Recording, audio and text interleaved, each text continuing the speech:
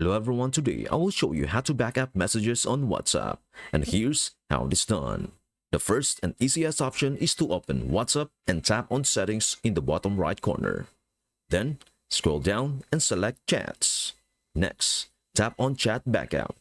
WhatsApp has a built-in feature for automatic backups, so you can see that Auto Backup is enabled.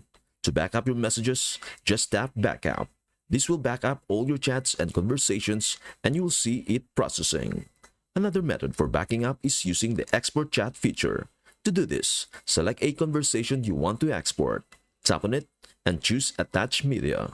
WhatsApp will start exporting the chat, and you can then send it to an email address, save it to your phone's files, or use other options. These are two options available directly in WhatsApp, but there is also a third method though, through your phone's settings. Open Settings, then tap on your name at the top, followed by iCloud. Under Apps, using iCloud, tap Show All and scroll to find WhatsApp at the bottom. If it is turned off, toggle it on, and this will back up your messages to iCloud as well. And that's everything you need to know about how to back up messages on WhatsApp. That's it.